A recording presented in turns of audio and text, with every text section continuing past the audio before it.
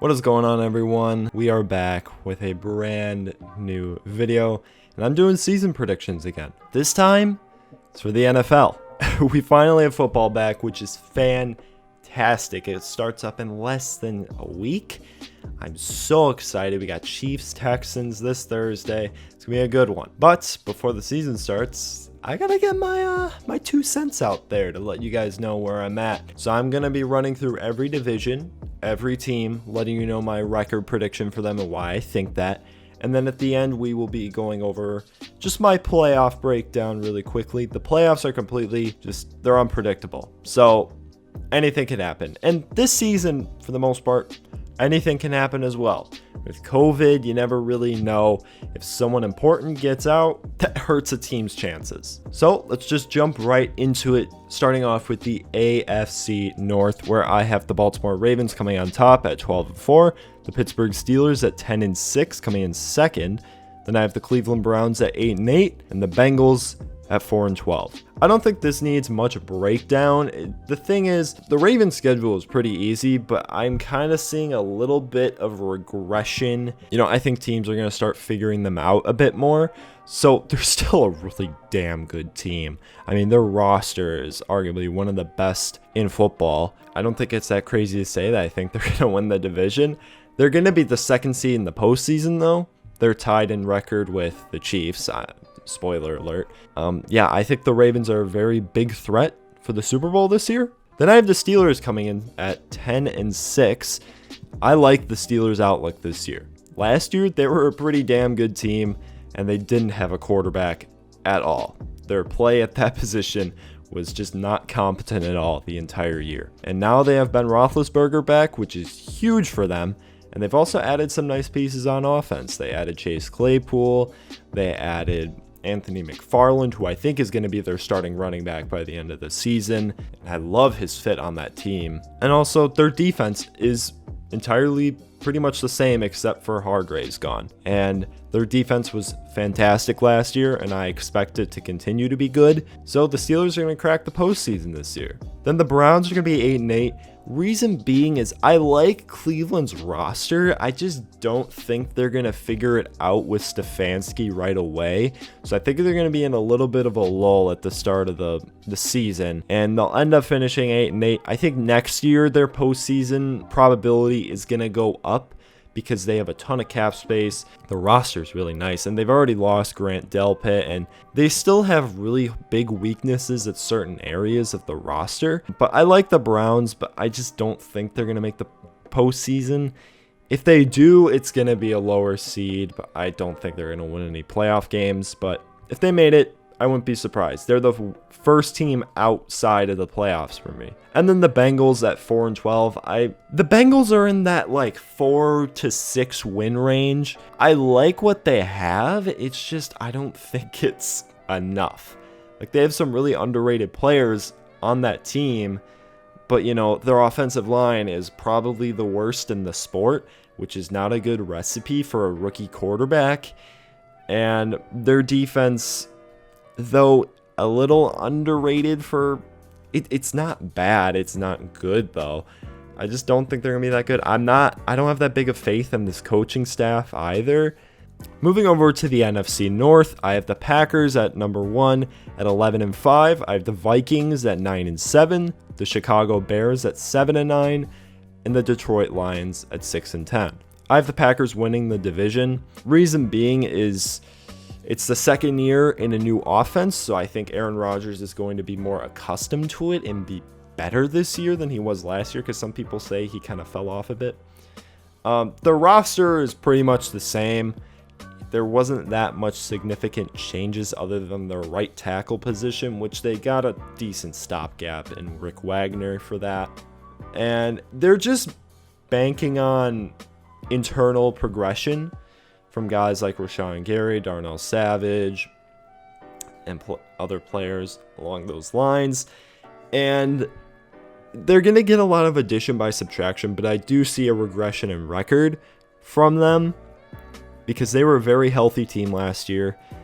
I don't get the argument that they won a ton of close games. That's why they're not that good of a team. I mean, Seattle won more close games than Green Bay last year, but people think Seattle was more legit than them. I don't know. But the Packers, I don't think it's crazy to say they're going to win the division. I think in year 2, the offense is going to be great for Aaron Rodgers. And yeah, they didn't draft a wide receiver, but that doesn't make them a lesser team.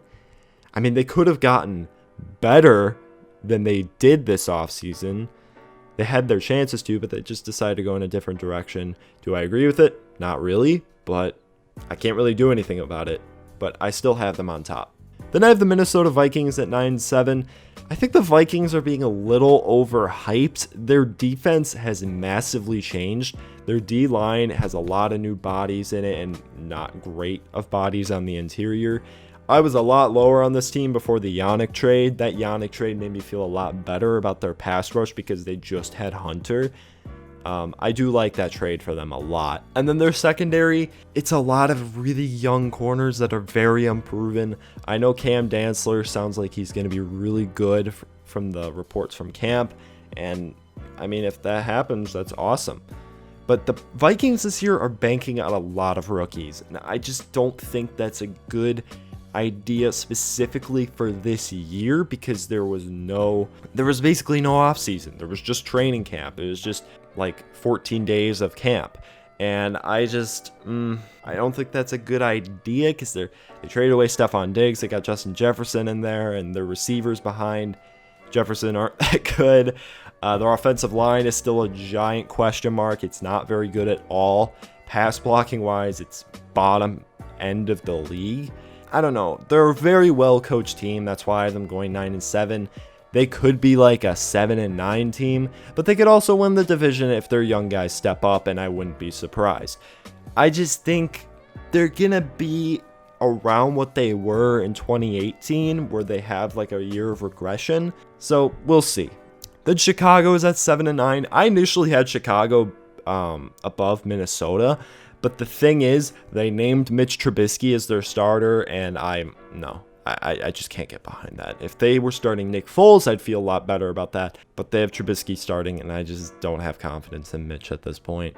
I mean, they're a good team, but they're just being held back by such simple fixes, and I don't know why they just don't do them. It's so stupid. And then the Lions at 6-10. I just don't have faith in Patricia. I think this roster is pretty underrated, but they also made some really idiotic moves in the offseason. I don't know. I just don't think they're better than any of the other 3 teams in the North. If they did finish higher up in the rankings, I wouldn't be shocked because the roster has talent, don't get me wrong, and Stafford's a great quarterback. He's the second best in this division for sure. I don't know. I don't have faith in them. I really don't. I mean, it's the Lions. Moving on to the AFC South, I have the Indianapolis Colts at 10-6, the Houston Texans at 9-7, the Tennessee Titans at 8-8, and the Jacksonville Jaguars at 2-14. I have the Colts winning the division. I have huge faith in Frank Reich. I think Phillip Rivers is going to have a comeback player of the year type season. He's going to be behind an actual great offensive line for a first time in a long while. And he actually has a really nice group of weapons. He has Jonathan Taylor, Marlon Mack, and Nyheim Hines in the backfield, which will take a lot of pressure off him. He has Michael Pittman, T.Y. Hilton, Jack Doyle, Paris Campbell. I like that receiving group as well, and I just like this offense's outlook. Their defense it's got some holes on it, I will say that, but the addition of DeForest Buckner is huge for them. If their defense can be competent, I think they'll be a solid team. That's why I have them winning the division. The Houston Texans are at 9-7, and I think they're getting a little too hurt by people when they refer to them because their offseason was a mess. It was. People are just saying, oh, DeAndre Hopkins isn't there anymore, so they're going to suck. No, they have Deshaun Watson. Deshaun Watson is a stud, and he's going to make it work no matter what. And say what you will about Bill O'Brien as a GM. He's a horrible GM. But as a coach, he's a good coach. He just has stupid tendencies as a general manager. I still think this team's going to be good. I do see regression. Brandon Cooks is a good wide receiver. He's a very high-end wide receiver too, but I wouldn't put him as a wide receiver 1. Watson still has a lot of pass-catching options. Aaron Fells, Brandon Cooks, Will Fuller, Randall Cobb, David and Duke Johnson out of the backfield. I mean, he's got a lot of guys to throw the ball to. Would you rather have DeAndre Hopkins? Of course you would. But I still think this team's going to be good just for the fact that they have a good coach, they have a good quarterback, and their defense is competent enough. The Tennessee Titans at 8-8, I'm expecting people to figure out the Titans. I don't know, man. The Jarrell Casey trade really bothered me.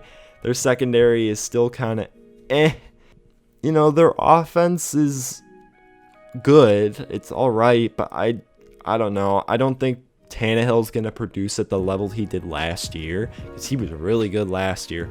But I don't know. I'm just expecting regression from the Titans. That's why I have them finishing third in the division. But this division, any of those top teams that I just mentioned, I could see winning it. And if you had them winning it, I can completely understand it. It's just my personal opinion. Now, if you have the Jaguars winning, I don't know what to tell you, because they're going to be the worst team in the sport this year. I mean, my God, what a train wreck of an offseason. Besides the draft, I did like their draft. Just everything about it just was bad. I mean, the Yannick trade, the Calais trade, the Ronnie Harrison trade, it was just bad. Let's just move on from the Jags. On to the NFC South, I had the New Orleans Saints at 12-4, the Tampa Bay Buccaneers at 10-6, the Atlanta Falcons at 7-9, and the Carolina Panthers at 4-12.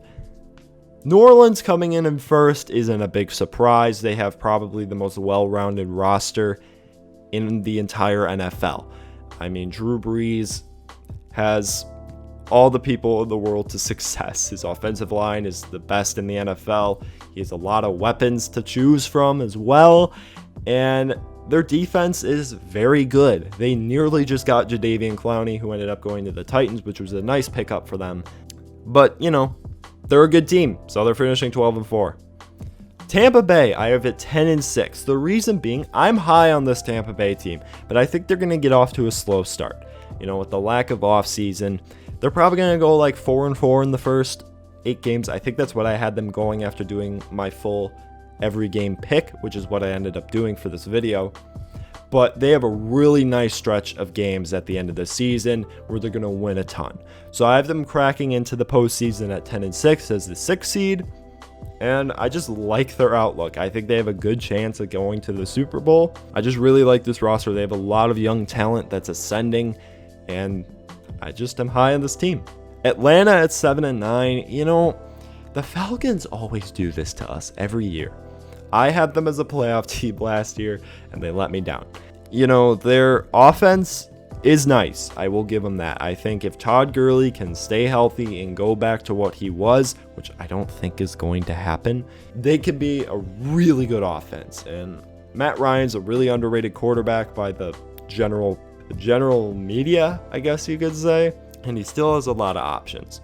I like the Hayden Hurst trade for them as well. And it's just their defense. You know, they have pieces on it, but as an overall unit, I don't like it. So I have them being another mediocre year. And I feel bad for saying that, but I just think it's going to happen again. And then the Carolina Panthers at 4-12. Same thing, new coach. I hate their defense. It's going to be awful. And their offensive line for Teddy isn't that great. So if Teddy gets injured, I wouldn't be shocked. And so they could end up being a worse team than what they actually are. I think they're going to be sellers at the deadline. They'll end up trading someone like Curtis Samuel. This Panthers team isn't very good. I think they're going to be bottom 5 in the league by the end of the season. Yeah, they're just going to not be very good. On to the AFC East. I have the Buffalo Bills at 10-6. I have the New England Patriots at 8-8. The Miami Dolphins at 6-10. And the New York Jets at 3-13. Let's start with the Bills. You know, the Bills, I think, had a really good offseason. You know, getting Stephon Diggs from the Vikings was a really nice trade for them. And they're just essentially setting up Josh Allen with all the pieces around him to say, if you can't succeed with this, you're not it. And if he can't succeed with it, he's not it. I was not a big Josh Allen fan at all coming out of the draft, but he has proved me wrong so far. But I still am not confident in his future outlook. But with what Buffalo has set him up with, he could definitely do it. And I think the Bills are the best team in the AFC East. But I do think the Patriots could beat them in this division. But I have the Patriots at 8-8. Reason being is they had a ton of opt-outs. And, their offense isn't very appealing to me. I do like Cam's fit on this team a lot. And he was just named the starter. So I like that decision by them. But the thing is, just the pieces around him aren't very satisfying. So I don't know. I think they're just going to be held back by roster. If anything, their coaching is what's going to get them over the hump. But they lost Tom Brady, and I just don't know, man. I just don't know about them. Miami at 6-10. Their coaching is great, and I think that's going to help them a lot. They picked up a lot of nice pieces this offseason. I love the Kyle Van Noy pickup. I love the Byron Jones pickup. That secondary enough is going to win them some games. It's just I don't think their offense is good. Their offensive line still isn't good at all, and I don't really expect Tua to play for a while. And I don't think this team's going to ascend to any good heights without Tua on the field. So they're in that 4 to 6 win range. If they get up to 7, and that's because they started Tua, I wouldn't be surprised. But I have them in that 5 to 6 win range. They just ended up at 6 wins when I did my pick'ems. And then I have the Jets at 3-13. The Jets are going to suck this year. Ever since trading Jamal Adams, their roster looks like a joke. Sam Darnold, unlike Josh Allen, is being set up to just fail. He just is. And it's really unfortunate. If the Jets end up with the number 1 overall pick, though I love Sam Darnold, taking a look at Trevor Lawrence isn't crazy because this is not the same GM that picked Sam Darnold. So take that as you will. Let's move on to the NFC East. In the NFC East, I have the Dallas Cowboys going 11-5, the Philadelphia Eagles going 10-6, the Washington Football Team at 5-11, and the New York Giants at 3-13. I love this Cowboys team. I really do. I love the pickup of Mike McCarthy, and as a Packers fan, I could tell you McCarthy isn't a bad coach at all. It didn't work here. He didn't really update his offense at all. We just had to move on from him eventually. But I'm surprised it took a year for him to get a new job, but I think Dallas is a very good spot for him because you actually have a general manager that will put pieces on the other side of the ball. Dallas's offense is going to be electric. I love how their offense is looking right now, and all they need is their defense to be competent. And that's what Green Bay didn't have for a good portion of the 2010s. But Dallas looks to have a defense like that, and I think it can be. So I have them at 11-5 winning the division. Not the same for the Eagles, who I've going 10-6, but they do make the playoffs as the 7 seed. They're already suffering injuries, and they're going to be without Jalen Reagor for a bit of the start of the year. They're not going to have Andre Dillard or Brandon Brooks. And when you have your quarterback is Carson Wentz, who's injury prone, it's not very good. It's not. And their defense, their linebacker spot isn't very good. Their corners outside of Slay aren't amazing, and their safety group is not good. I still think the Eagles will make the playoffs, but I ultimately like Dallas's outlook a lot better than Philly's. So that's why I have them winning the division. On to Washington. I think this Washington team's going a little under the radar. I love their front 7. That front 7 is ridiculously good. And I think Dwayne Haskins will take a step forward. At the end of last year, you actually saw him get a lot better than compared to when he first got thrust into the starting job. And I think that's going to continue with Ron Rivera. I like the hire for Ron Rivera because Washington desperately needed a culture change. Their secondary is crap, so that's why they're not going to be winning a lot of games. And their offensive line still isn't very good. And Haskins' weapons aren't the prettiest. They're in that 4 to 6 win range as well. They have a lot of potential for sure. And then the New York Giants at 3-13. I'm just not high on this Giants team. I don't have faith in their coaching staff. I think Daniel Jones is not going to take that big of a step forward. I think he'll probably have a Baker Mayfield-esque step back. And it's just going to be tough for him. It really is. And Their offensive line still isn't the best. Their defense, it's really rough. It really is. And they need to generate some sort of pass rush because they don't have it. And their secondary is young, but I don't think it's going to be good, if that makes sense. But yeah, I think Washington will finish above the Giants. If the Giants do finish above them, I wouldn't be shocked.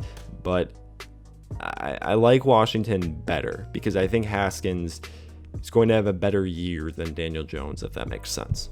On to the AFC West, where I have the Kansas City Chiefs at 12-4, winning or getting the number 1 seed in the AFC.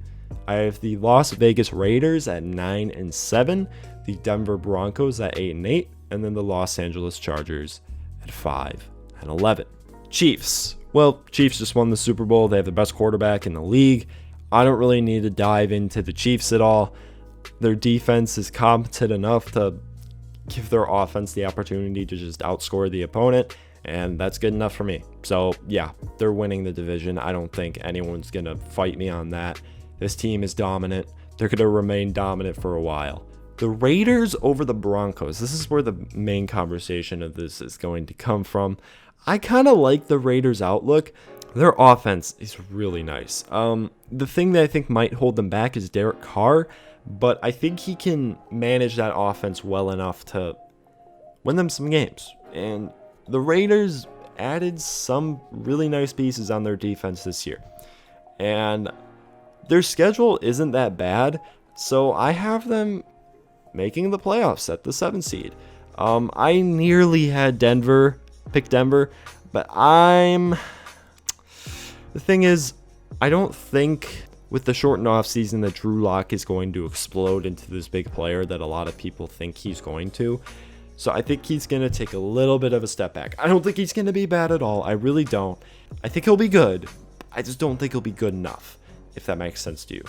I really like Denver, but I just don't think they can with this little air of continuity on their offensive side of the ball. They're going to go off to a slow start, but I think they'll pick it up at the end of the year, but it's not going to be enough. And then the Chargers, their defense is ridiculous. I love their defense, but their offense, I am very concerned about. I don't think it's going to be a good offense at all. Yeah, their defense is what's going to win them games. And, Tyrod can win you some games as a starter, but I just don't think it's going to be enough. I don't know when they're going to start Herbert, but I'm not a big Herbert guy, so I don't know how he'll do behind that really bad offensive line. We'll see, because Herbert has only known ridiculously good offensive lines, so we'll see. And last but certainly not least, we have the NFC West. I have San Francisco at 11-5, Seattle also at 11-5, and then I have the Rams at 8-8, and the Cardinals at 7-9. The 49ers and Seahawks both, I think, are on that same tier of team. The 49ers did lose some pieces. They lost Sanders and Buckner. They will take a little bit of a step back in record, but I still think they're going to be a damn good team. I mean, when you have the smartest offensive play caller in the sport, you're going to do great things. Now with Seattle, their roster isn't like the best, but the thing is, when you have a quarterback as talented as Russell Wilson, anything can happen. And when you have also 2 blue chip players on defense like Jamal Adams and Bobby Wagner, things can happen there too. So yeah, their defensive line, especially their pass rush, isn't very good, and their offensive line isn't very good. They're just not good in the trenches. Let's just say that for sure. Yeah, that's why I've seen San Fran over them. If either of them win the division, wouldn't be shocked. Then the Rams at 8-8. The Rams are just a really damn good coach team. It's just they're just losing players, and their personnel every year just keeps getting worse, just by minuscule. And their offensive line still isn't good at all. And I do think Jared Goff will have a bounce back year compared to last year, but I am just not high on their defense, really. They could still produce. The Rams could still make the playoffs, but I don't know. Something's just not making me feel right about them. And then with the Cardinals, I think Kyler's going to have a great year. I really do.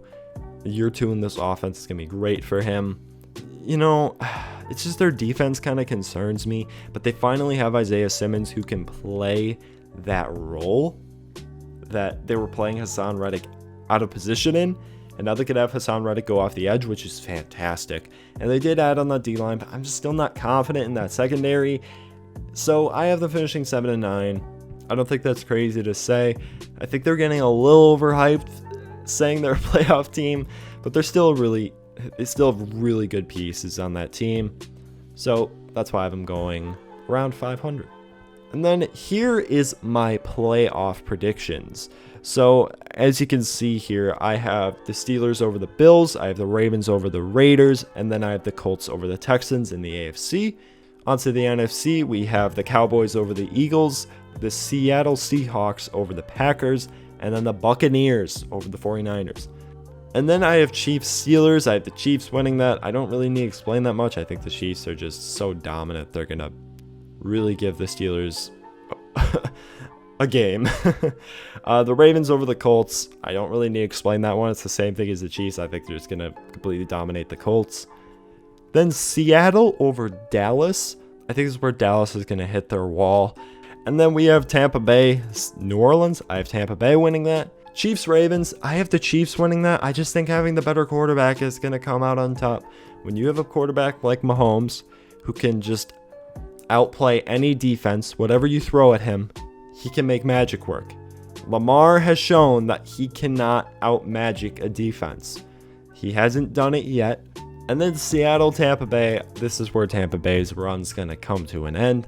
I think Russ is still going to tear it up, and he's going to just completely kill Tampa Bay. And then my Super Bowl matchup is going to be Chiefs Seahawks, and this is where I think Seattle's run will come to an end.